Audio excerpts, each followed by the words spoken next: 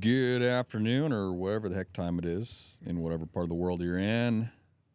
Welcome back to another episode of Farm in Alaska. Today is an exciting day, another exciting episode. Today, I'm thrilled because this has been a personal vendetta of mine, but I've wanted to talk to somebody from Delta Junction, which is one of the bigger, if not the biggest, ag communities in our state.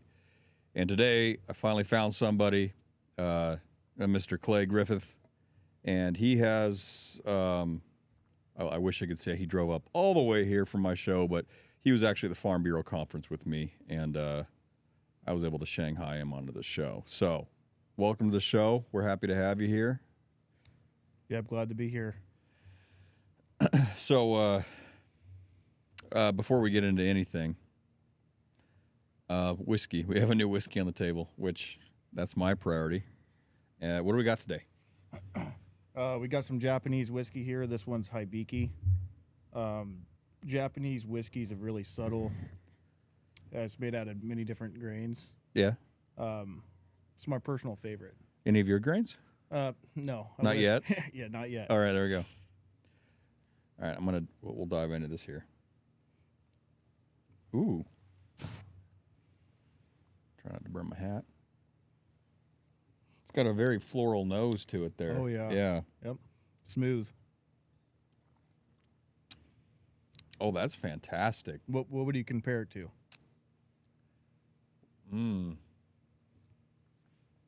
That's really hard for me. I don't think you can. Hold on.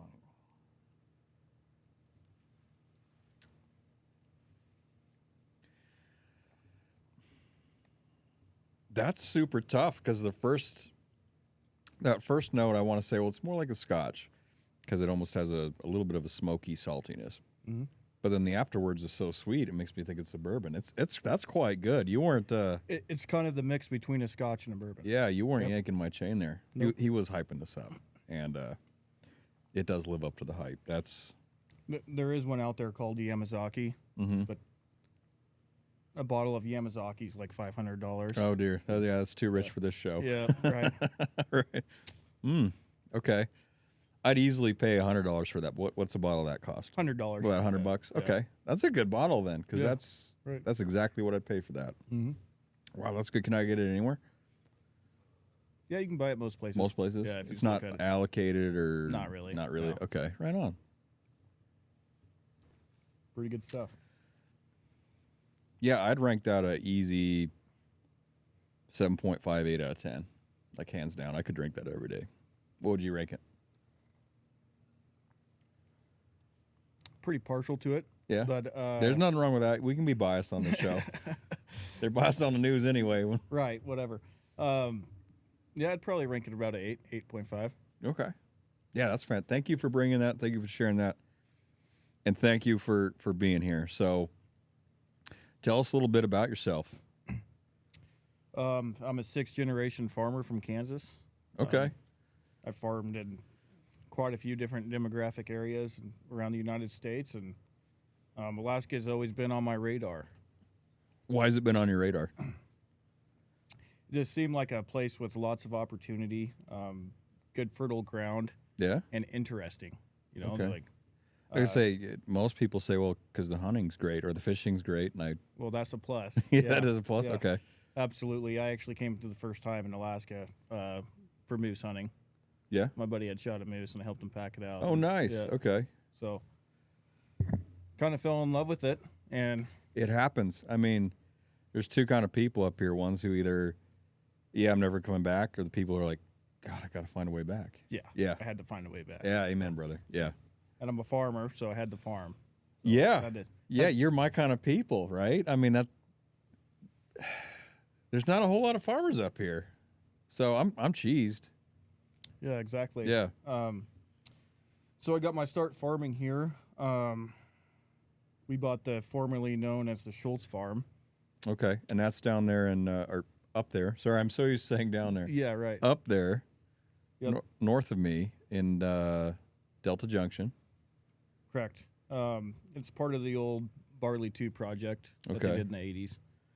The Schultz brothers bought it in the 80s, cleared all the land out of a boreal forest, and brought it into production. And they've done a very good job with it. Yeah. So what do you grow there right now? So this year we grew barley, oats, native grass seed, and hay. Okay. Next year we're looking on expanding quite a few different crops. What do you got in mind? If I can ask that, trade secrets and all, I respect that. But right. Yeah. No, that's fine. We're going to try some different native grass seeds, some different forage types. We're putting in a bunch of different cover crops. Yeah. Field cleaners, if you will.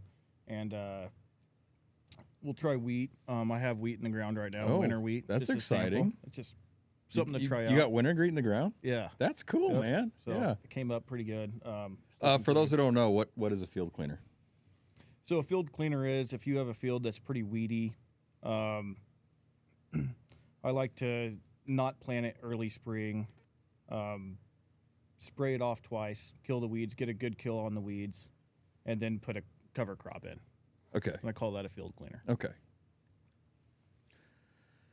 So you're already thinking of, in fact, you've already taken action on what's next. Right. So that answers that question. So you're diversifying your crop already. Okay.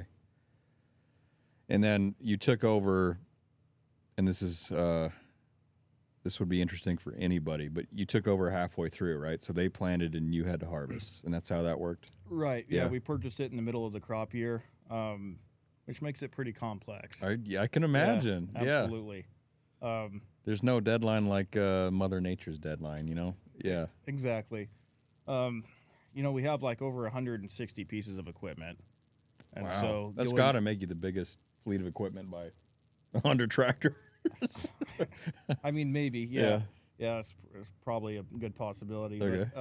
But, yeah, figuring out all the equipment, the parts, and just like putting all the pieces together, that was quite the scramble. But, It's always and I think anyone can relate to this watching, no matter how big or small your operation is. It is a son of a gun to like try and figure out somebody else's organizational system, somebody else's brain. Like you walk into your buddy's garage and you're like, "Yeah, where's your table saw?" And like that doesn't make any sense. yeah, exactly. And then to expand that to 160 pieces of equipment. Yep. That had to be. How'd you deal with that?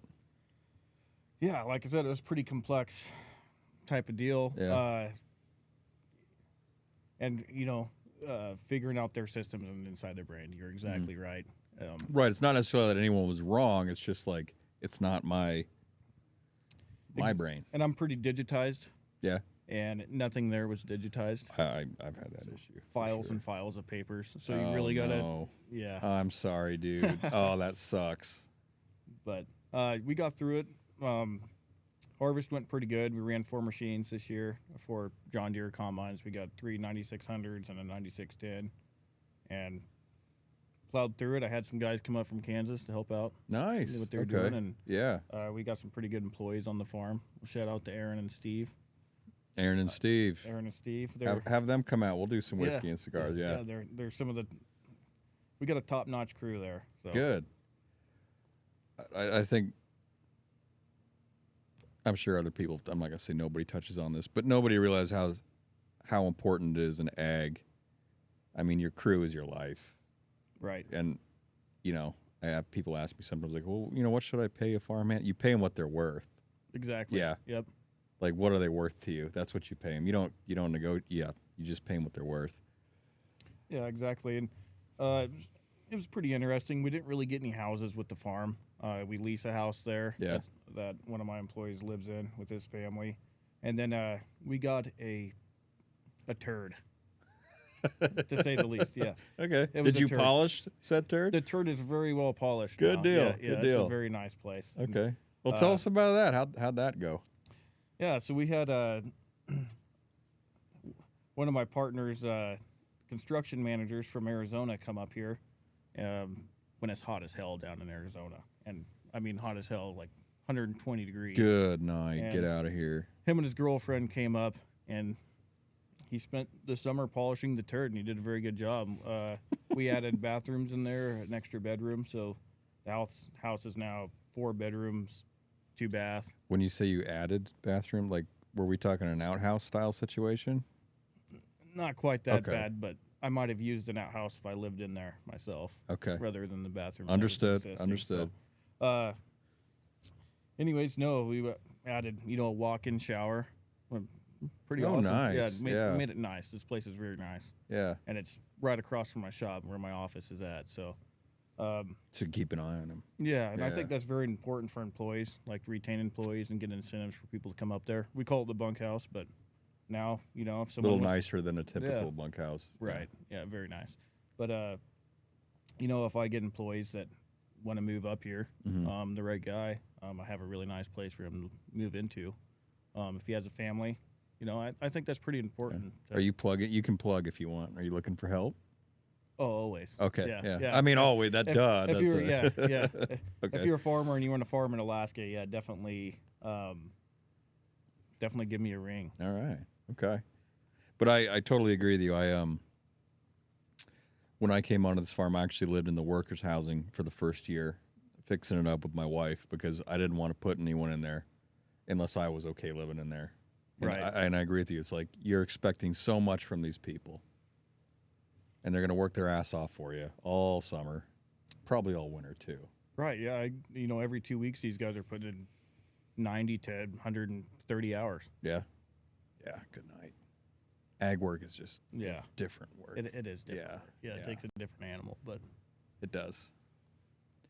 Okay, so you bought this farm. You're moving quick. I mean, I've been wanting to diversify crops for 4 years and I haven't yet. So you're moving a lot faster than me. So you've diversified crops. You fixed up the workers' housing. You got workers there. So what's Harvest 26 look like for you? yeah, Harvest 26, we're doing stuff quite a bit different with our planning. No acre is going to go uncovered. Okay, so let me ask you. This is personal curiosity. Are you guys going GPS with your planning? You going like auto steer with it? Oh yeah, Yeah? absolutely. Keep a straight row. Yeah. Yeah. I think you're going to be the first people in the state. Quite possibly. There might be thought- some other guys, but Yeah? there could be some guys could up be? in Delta doing that Okay. already. But Like I said, unfortunately, I haven't had. I'm going to go. He has combines I want to go drive. So I'm going to go. I'm going to visit Delta. But, well, certainly it's not common like it is in Kansas or Nebraska or Ohio. Or right. that's cool though. Yeah, and we're going to be bringing up new equipment this year too. Yeah. We'll have a new combine in the rotation. Ooh, yeah. Yeah. Okay. What kind of combine are you going for? John Deere, Yeah. looking at the 780s. I've also looked at the X9s, but Okay. you don't necessarily need an X9 in Alaska. You just want one, Yeah, yeah. You should get an X9. That'd be cool. Yeah. I want to drive it through Anchorage. That's what I want to do. Yeah. Yeah. Oh, that's cool, man. Okay. So you're going with. Does auto steer work up here?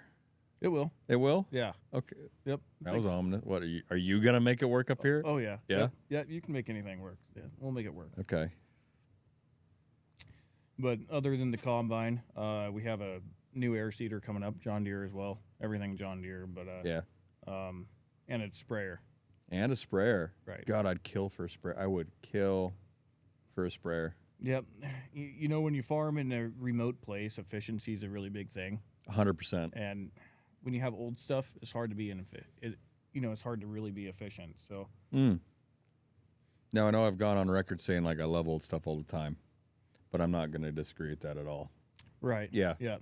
And I would say we're big ag for Alaska. Yeah. And What do you mean by that? as we're covering acres very efficiently. Yeah. We're going to cover more acres even more efficiently. Okay. And it primarily, as far as your idea for what those crops are going to look like. Yeah, so we're going full-time no-till next year. Nice. So we'll see possibly a little bit different Okay.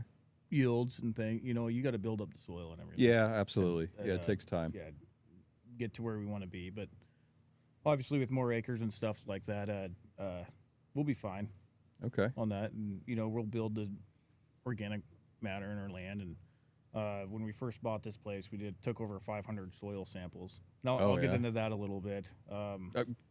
Proceed. We got this cool little thing called the Magic Stick. It's actually a Crystal Labs soil sampler. So gone with the days of taking soil samples and sending them out. No. I can stick it in the ground, No, and you're shitting me. 22 seconds later, it's on my phone. It's digital. Digital. 100%. Yep. It takes about 22 seconds. Yep. That was a very specific number, 22 seconds. 22 to, yeah, yep. And it's on your phone. It's on my phone. How the hell does Yep. that work? So it has a bunch of different vibrations and electrodes. Yeah. That, honestly, it's kind of a little bit above me there, but anyways, it's a Canadian product. It's pretty accurate. Like, Yeah. I mean, to 100, Have you it's 100% accurate. have you compared it to a traditional soil sample as like a control just Yes. to see? And Yep. it 100% same. really Yep. 100% the same. 100% the same. It actually does more. It'll tell you more than a traditional soil sample. What do you mean by that? Like what more? It'll give you more data. You could use this thing for gold mining, Yeah. or it'll tell you So it picks up on like elemental frequencies and vibrations. all and of it. All Yep. of it. Yep. Well, it makes sense because if I have a magic stick that can already read the elemental frequency of phosphorus, Right. it's not a far stretch to read the elemental frequency of gold or coal. Correct. Or, Yep. wow. But yeah, just learning the soil fertility of the ground Yeah. that we bought. Are you pleased with it so far? Extremely well. Nice. Okay. Yeah, very Cool. good. So. Does it do organic matter as well? Oh yeah. Yeah. Yep. Wow. Okay. So, haven't done a planting yet, but you got your first harvest under your belt.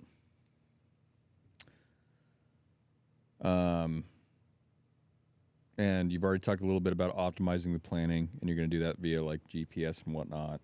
And you've done some soil samples. Right. So, how did it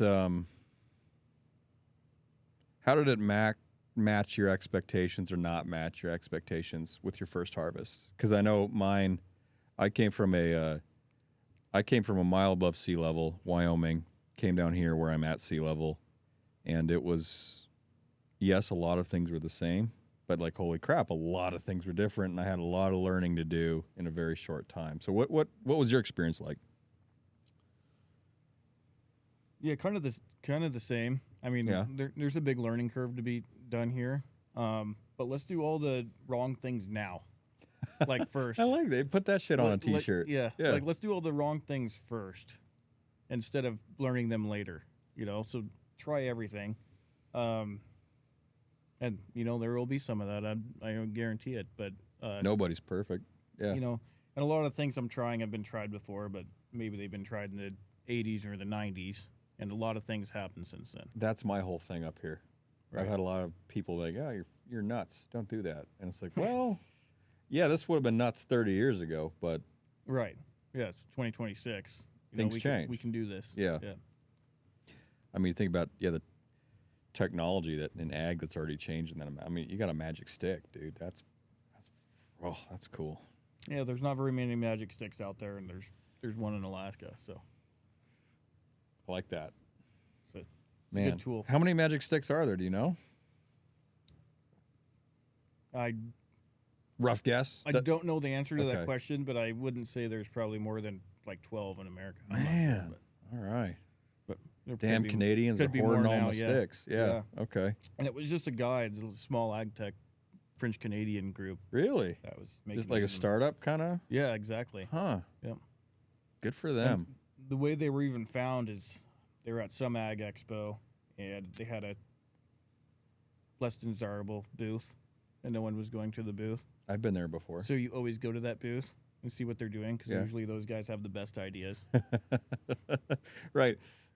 Whoever invested the most in marketing usually has the worst product. Exactly. Yeah. Right. Yeah. So, go up to the booth and, start networking. And usually those guys are trying to get their product out there too.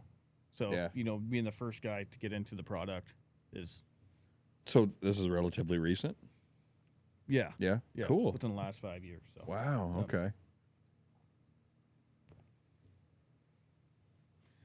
But anyways, no, that we use that as a really good tool because I could go out there.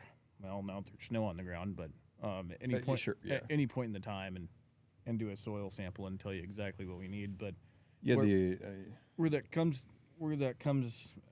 that works really well is when you're trying to do variable rate farming, which is not explain what that is.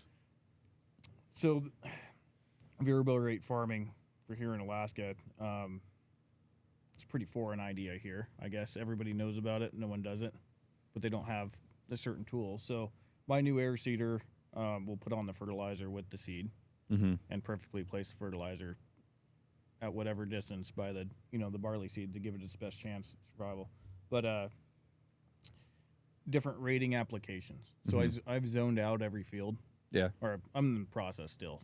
Sure, yeah. You got some acres to cover. Zoned out every field, but I can do that by soil type, soil fertility, organic matter. I mean, put all these combinations in it and create these zones. So when I go in for seeding, I'll have a different seeding rate or fertilizer rate Per field. per area, per little area. zone. Yeah. Yeah, in each field. Yeah, I'll try to edit a video in here, but this shit is wild. It's like and there's different ways to do it, but generally it's a camera system or whatever, and or timing mechanism. But it like your seeder puts the seed in, and then immediately places that little pellet of fertilizer like right there. It's nuts, and it's pretty advanced tech, and I could probably bet $1,000. I will bet $1,000. I don't think anyone has variable rate fertilizer spraying up here. Yeah, no one, yeah. So that's cool. So that'll be something we're doing in 2026. Wow. Yeah, you guys are that's gonna change the game. It will. Yeah. Definitely will. Yeah, I believe it. I mean, data doesn't lie. It doesn't. No. That's the one thing. Like you can say you're going to do something or did something, but if you don't have the data to back it. Right, to put that in comparison to like my operation, right? I go out there and I, section off like 100 by 100 square foot things, and I take a soil sample and I mail it. I wait 2 weeks, it comes back, and then I have kind of a map, and I get to do that, every field. Maybe I do that like, once every 2 or 3 years because it's expensive and you got to go around fields. And then I can kind of like, oh, this field needs 200 pounds per acre, and this field needs, 300 pounds per acre. But this is like per frickin' seed in little areas. How little of an area do you get to? They range from 5 acres to 40 acres. Okay. So It just depends on how the samples came back and how you can zone it out through the fields. Makes sense. It depends on the soil, right? So the whole field could be the same. Yeah. Okay. Just depends. But with all the different microclimates there, it's pretty important because you have really cold spots and hot spots in your land, and that's kind of a big thing, especially when you're farming in Alaska, far north Alaska. Oh yeah. Well, I mean, when your growing season's 100 and something days, if you have a spot of land that has 5 or 10 more days, or it's 10 degrees hotter than this spot of land. Right. That's a whole nother crop. And people don't really realize this, but frost-free days in Delta Junction, the last 50 years, we've had 147 frost-free days. 50-year average. Really? How's that compared to, if I Googled it right now, how would that compare to frost-free days? Not sure. Okay. But I know there, but if you Google Delta Junction, they're going to tell you 100 frost-free days. But if you take the actual weather data, it's 147. From the military. I totally believe. I've been beating that drum for frickin' years. I'm saying, hey, we need to take a second look at farming up here because it's changed. So what we've done this year, we'll put in a ton more, but we put in 2 weather stations. One in what we think is probably the warm spot, and one that we think is the cold spot. Makes sense. We collect data every 15 minutes on the weather and the soil temperatures. I'd love to take a look at that graph. That's cool. Yeah, that's so cool. It's interesting. But we'll be putting in 4 more at least around the farm, everywhere. That would be fun. That'll give us a pretty good observation of what kind of crops we're going to put where. crop planting in general. Yeah. It's wild to think how much farming's changed in the past 10, 20 years. I mean, Oh yeah. the science behind it is getting exponentially important. Have you ever seen the see and spray machines? The seam spray machines? See and spray. Oh, see and spray. Is that the one where they like target the weeds and just spray the weeds? Yeah. Yeah. So I was in a demo, and there was a canopy of corn, Okay. and you would have to get on your hands and knees to see this weed. Like it was four Under inches. the growth of corn. Yeah, Okay, thick cool. standard cord. Yeah, underneath the canopy. You Okay. can't see it with your naked eye. You have to move the corn out of the way to even find this. So we flagged it, ran the sprayer over it, perfectly sprayed that weed. That's how did they like So- have a camera under the undergrowth Yeah. or overgrowth? Sorry. Yeah, so Canopy? it has a ton of cameras and sensors, and these, cameras and sensors can see like I don't know how many times better than us. Oh, but I mean, we're millions- trusting them to millions- drive frickin' cars. Yeah, So yeah, they millions of times better than us. And anyways, it knows that plant's there before you even run over it. that's nuts. Which it also kind of drives me like people are like, oh, spraying is so bad for the environment. It's like, do you know how advanced we've got since the old days of just like blanketing glyphosate on a field? Right. That's true. Yeah, but Because that shit's expensive. People don't farmers don't want to go out there and just dump chemical because one, we live on that farm, and two, it's expensive as hell. And now we have technologies like you said it was a see and spray. seed spray. Yeah, man, that's cool. Yeah. Is that the sprayer you're gonna get? Quite possibly. All right. Okay, that's cool. I don't know. I've been working with the John Deere Engineers program about maybe demoing their new machine up here. Okay. Their new fancy technology that they just came out with. So we'll see where that goes. But either way, we're getting a sprayer up here. Good deal. I've been gaslighting these ag companies for years to like, hey, you want to prove your equipment's rugged and tough and worth the investment? Like, demo it and no one's listening to me. But maybe they'll listen to you. That'd be cool. And what a better setting than running it around in the Alaskan range right behind you. Exactly. I mean, you That's talk like- about marketing gold. Like, damn. Exactly. Yeah. Yep. Yeah. Instead, they call me up and they say, stop harassing me. So, oh well. I tried. That's all we can do, right? Yeah. But I guess that leads that leads to another topic of conversation is we're both on the board of directors for the Alaskan Farm Bureau. And one of our agenda items was to get a ag tech program started at a university level because I'll let you tell them. You gave a good spiel at that meeting. Yeah, no. Like I said earlier, when you farm up north or even in remote places, it doesn't really matter where it's at. Efficiency is everything. In fact, I calculate inefficiency rather than efficiency. Makes it what's that called? It's called the sorry, we're gonna go on a side tangent. That's very similar to that one study where the fighters would come back and they would like plot out the bullet holes, and it's like we should reinforce there, and then some guy's like, no, because those are the planes that came back and survived. We should reinforce where. Yeah. So. Exactly. Yeah. Okay. Please Yeah. continue. Sorry. Yeah, exactly. But anyways, starting an ag tech program, very small. Believe it'll be like an 18-month program. John Deere does it all over in the States at the university level.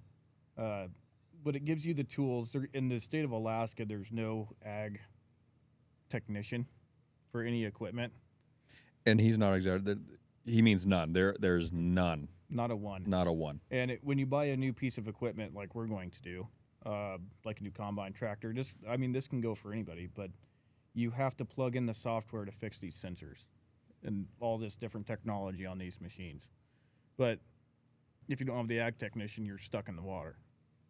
So creating this program will expand efficiency for other farmers, but also for the guy who went to buy a new tractor, whether it's a garden tractor or whatever it is, he can go buy that tractor and there will be a technician in the state that can come fix it. Not to mention, it also opens up the opportunity for Alaskans Absolutely. who want to work on maybe ag equipment. Now they can Before they'd have to leave our state and go somewhere else, and if they wanted a job, they'd probably stay there. But And I've asked John Deere just to send me their software equipment. That's not I happening. bet that didn't go over well. Yeah, that's not happening. Yeah. I'll keep asking, but that's not going to happen. Yeah. If you succeed in that, let me know. That would be newsworthy for sure. But currently right now, when you break down, you have to fix it yourself, and that goes for literally any part on any tractor. Yeah. We run a lot of tractors, and man, if the clutch goes out, you got to split the tractor in half. Like it's a thing, You've been there. When you, like I said, when you have 160 pieces of equipment, you're working on equipment all the time, and when it's old, when I say old, I mean like 1990s. I know I have older stuff than that too, but I think it's fair to say that's old at this point. That's it's getting there. Yeah. It's getting there. And I mean, you feel old, I feel old, so that equipment's also old. yeah, and things wear out. I mean, it's going to break. It's going Yeah. to wear out, and it's going to break. That's inevitable. Yeah, at this point, I mean, we build and fix everything on the farm. So, it takes a lot of time, but also employees. And when you have an employee shortage or, there's not a lot of people in Alaska that are farmers or really want to do farm labor because there's really good jobs. You got slope jobs. You got, and Delta, we got the military defense base right there that pays extremely well. You can watch the heartbeat of a bomb for $100,000 a year, So, finding labor is definitely a tricky part of that. It's a challenge. Yeah. So when you have to have them watch YouTube and fix a part on a tractor that's pretty foreign to them, I mean, it's not very fun. It's not. I mean, especially if it's like, oh shit, the crop's ready, and yeah, we have to spend our time. Yeah, and we're down for 10 days. That does no one any good. Yeah. Yeah.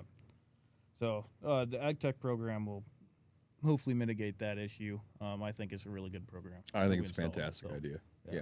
I think it's a win-win-win. Gives kids another opportunity to do something they love in our own state, and it helps us farmers out because, yeah, John Deere will at least give these guys the tools needed, and they can get paid to come do it, and we can keep paying our employees to do what they're supposed to do, which is get food up. Exactly. Yeah. Yeah, and it's great to know how to work on all the equipment too. Like maintenance schedules and everything like that. But at this point, I can weld a broken heart back together. Like you got to put that in a country song, brother. I haven't heard that before. And I'm in season 1. Okay. So it's, everything broke down. It seemed like. No matter what it was.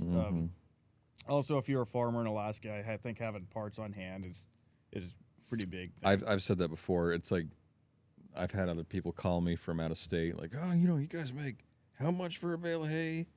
Oh, I got 10,000 acres in Idaho. I'm going to move up there. And I'm like, there's some things you should understand. And one of those is you have to be your own parts dealer 50% of the time.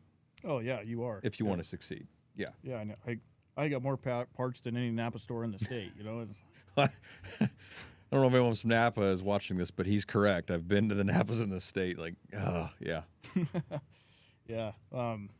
And I was talking to you this earlier. I'm so tedious on nuts and bolts and stuff like that. I even buy all my metric bolts from John Deere, so the heads are the same dimension, so I don't have to pick up 5 different wrenches to fix something.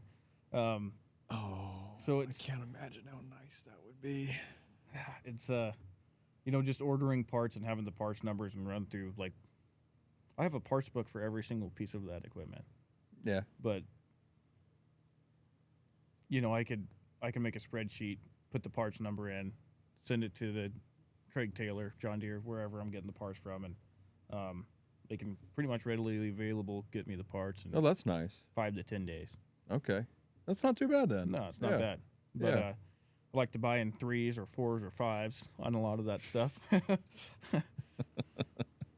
And yeah, we got lots of part storage.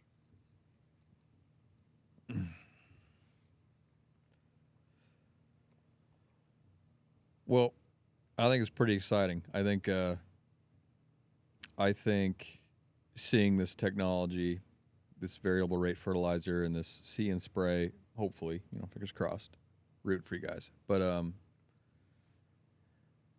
and somebody just identifying that, hey, the climate's changed since the last time the USDA report went out on frost-free days in Right. 1980, right? Like, yeah, maybe things have changed since then. They have. I live here. I can tell you they have.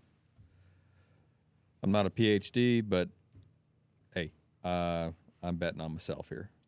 So I think it's very exciting. I am going to have to come visit you in Delta, maybe even like film myself learning how to operate a combine on your farm, because that's a life goal of mine.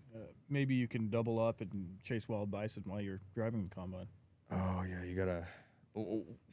We'll do another segment after this about more of the who are you, but we'll end on this segment, which is he was telling me this when we were having lunch together the other day. But like, walk us through your pest management program. You can't just spray for bugs, can you? Nope, we got giant rats, and these rats are 1,000+ pounds. And they're plains bison, they're vermins. There weren't the bison that were originally walked this land. No. They brought in plains bison in 1929, I believe, to the Delta area. Just for fun? Yeah, and a restoration project.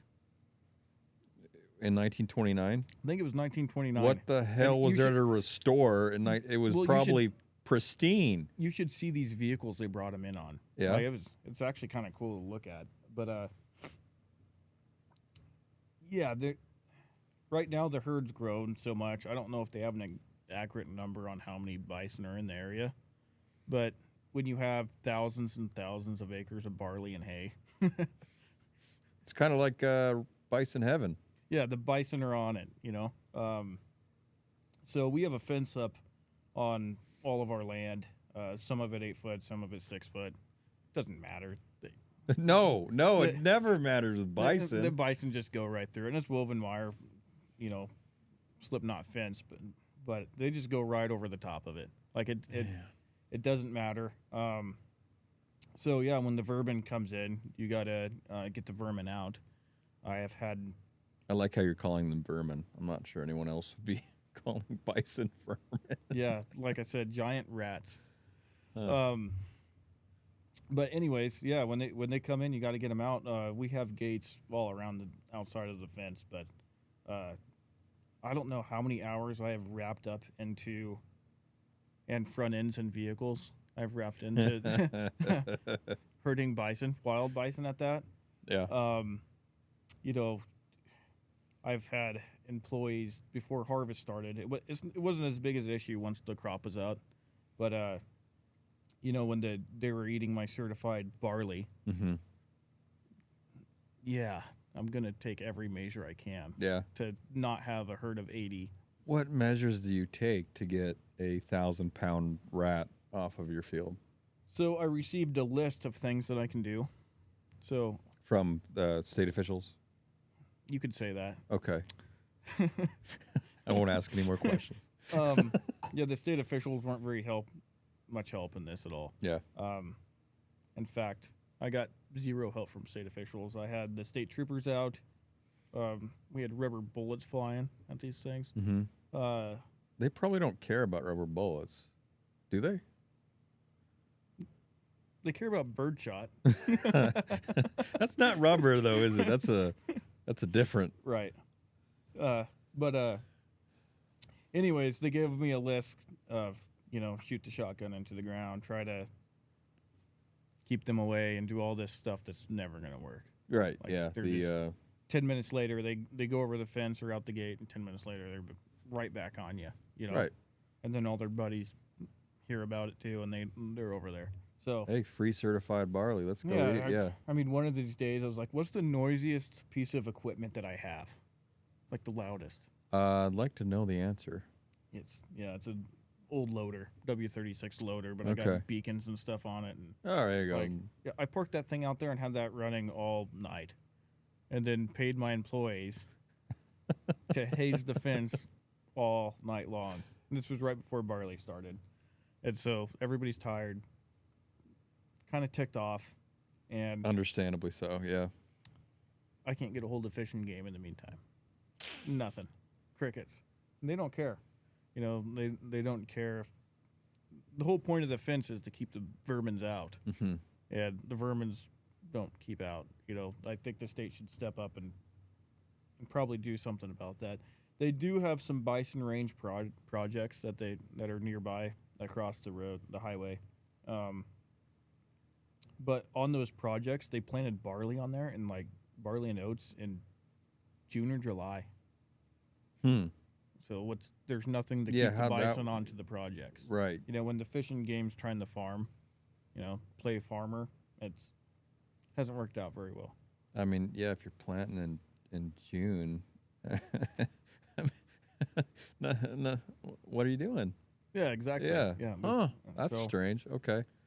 So, anyways, their efforts that they've received, Well intended, but maybe not well executed. Yeah, they received a lot of money to play farmer and have not utilized that. There's funds correctly, in my opinion. But, anyways, we don't really have a vermin program, but the program is get them out. Yeah. At any cost. Like I said, we spent a lot of man hours and front ends and pickups. I get it. I don't have, thankfully, I don't have any bison here. Yeah.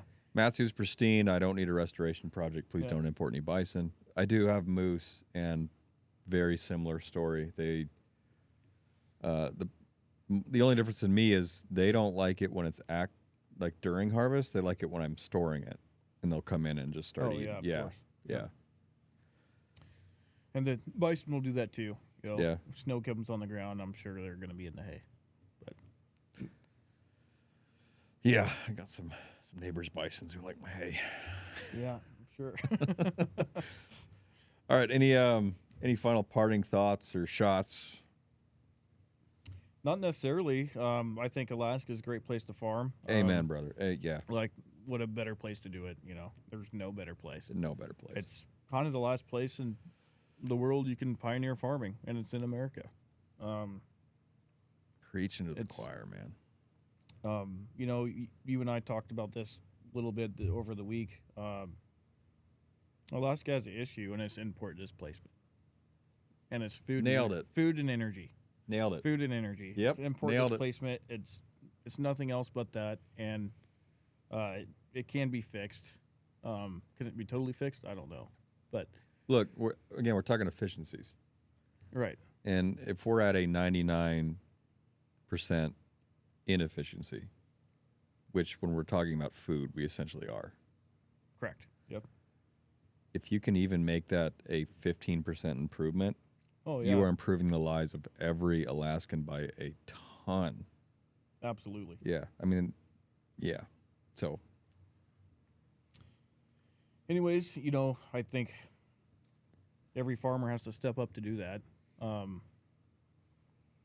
And if you guys have any questions and things, feel free to reach out. I'd be happy to help. How do they reach out to you? Do you want me to just post it in the description? You can that's a little easier than just post it on the description. Spouting out a URL. And my information on, that's fine. Okay. But if you have any questions on anything really, or just want to talk farming, like that's awesome. I talk farming every day, all day. So it's true. I can vouch for that. Yeah. So if you just reach out, I'd love to speak with you and let you know a little bit more about what we're doing and how maybe some of my ideas could help you in your program. I also hear he's hiring. Yeah, I'm always hiring. So if you're interested in a job and want to work on the largest producing farm of agricultural commodities, give me a call. Well, thank you again. And I'll put that info down there in the description. Let me know if you get any traction from that. I'm kind of curious, just from my own data collection standpoint. Oh. All right, we're going to grab another glass, and then we'll talk more about we'll try very hard, but we'll try to talk not farming and just hunting or fishing. All right. Yeah, absolutely. okay. All right, thank you, folks. We'll see you next time.